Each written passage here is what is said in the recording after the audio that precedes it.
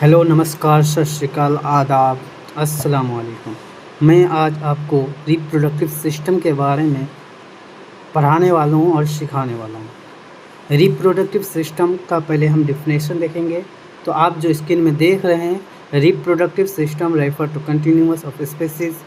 इसको reproductive system जो है एक ऐसा सिस्टम है जो हमारे स्पीसीज़ को कंटिन्यूअस रखने में यानी लगातार रखने में मदद करता है। या फिर आप ये भी कह सकते हैं, जैसे आपको मैं दिखा रहा हूँ, रिप्रोडक्टिव सिस्टम जो है it is the production of offspring. Offspring मतलब होता है अपने जैसे संतान का उत्पत्ति करना या फिर प्रोडक्शन करना, इज कॉल्ड ऑस्प्रिंग। और reproductive system for continuous of the generation, ये किस में मदद करता है? हमारे जनरेशन को कंटिन्यूअस रखने में, आगे कंटिन्यूअस रखने में मदद करता है। अब फिर हम आगे देखेंगे events in human reproductive system के इवेंट्स, यानी हम वो चीज़ देखने वाले हैं गेमेट फॉर्मेशन से लेके बेबीज़ प्रोडक्शन तक, जो इसमें इवेंट्स यानी घटनाएं होती है, कैसे कैसे बनता है, उसमें उसका शॉर्ट फॉर्म देखेंगे सिर्फ। उसके बारे डिटेल्स में आप आगे पढ़ेंगे। पहला जो होता है वो है गेमेटोजेनेसिस, फॉर्मेशन ऑफ गेमेट्स। जैसे मेल में जो होता है, इन मेल स्पर्मेटोजेनेसिस। स्पर्मेटोजेनेसिस यानी production of sperm is called sperm. Production of sperm is called spermatogenesis, ये देख रहे हैं। उसके बाद ओजेनेसिस, प्रोडक्शन ऑफ ओवा इज कॉल्ड ओजेनेसिस, ये होता है फीमेल में। दूसरा जो इवेंट है वो है insemination, transfer of sperm into the female reproductive tract. Sperm को फीमेल के रिप्रोडक्टिव ट्रैक्ट तक पहुंचाने को इंसेमिनेशन कहते हैं। फर्टिलाइजेशन, थर्ड जो है इवेंट फर्टिलाइजेशन। अब मेरे पास गेमेट भी बन गया, गेमेट फीमेल के रिप्रोडक्टिव ट्रैक्ट में भी चला गया। अब वहाँ जाके क्या करेगा? फर्टिलाइज करेगा। तो fusion of gamete from zygote, zygote के साथ क्या करेगा? फर्टिलाइज कर जाएगा। इस चीज़ से फर्टिलाइजेशन कहते हैं। ये तीसरा इवेंट है, इसके बारे डिटेल में आगे पढ़ेंगे, इसमें लंबा प्रोसेस है। इम्प्लांटेशन, इम्प्लांटेशन यानी ये जब जायगोट बन जाएगा उसके बाद जो अटैचमेंट होगा यूटेरस से, attachment of blastocyte to the uterine endometrium is called implantation.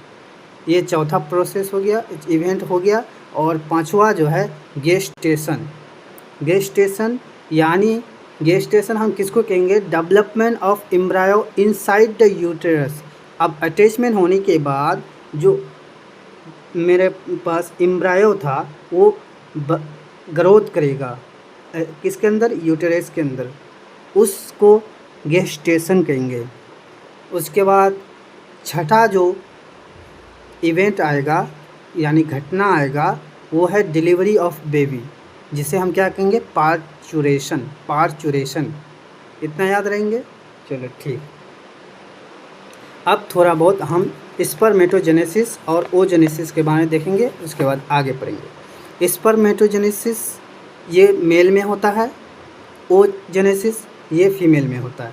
It is start, जब ये स्पर्मेटोजेनेसिस स्टार्ट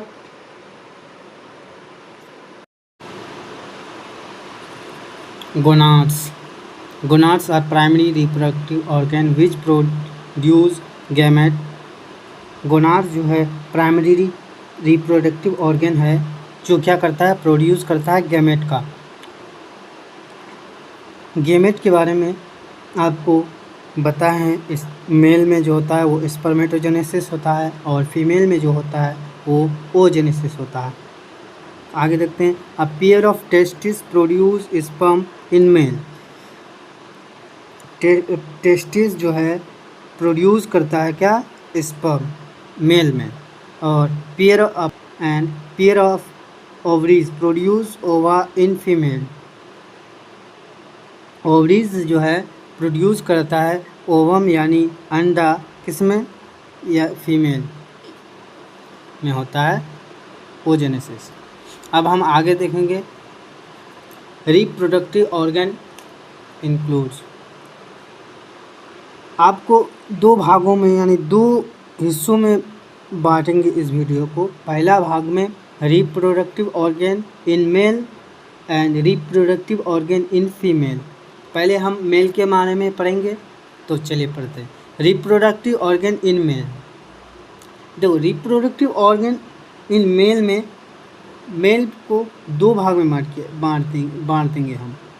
पहला प्राइमरी सेक्स ऑर्गन, दूसरा एसेसरी सेक्स ऑर्गन या फिर सेकेंडरी सेक्स ऑर्गन। इसको हम सेकेंडरी सेक्स ऑर्गन भी कह सकते हैं। प्राइमरी सेक्स ऑर्गन में कौन आता है, टेस्टिस, और एसेसरी सेक्स ऑर्गन में वो ऑर्गन्स आते हैं टेस्टिस के अलावा जितने सारे ऑर्गन्स हैं, जैसे seminal vesicle, prostate gland, urethra, penis, epididymis, vas deferens, ये सब आएंगे सेकेंडरी सेक्स ऑर्गन में या फिर एसेसरी सेक्स ऑर्गन में।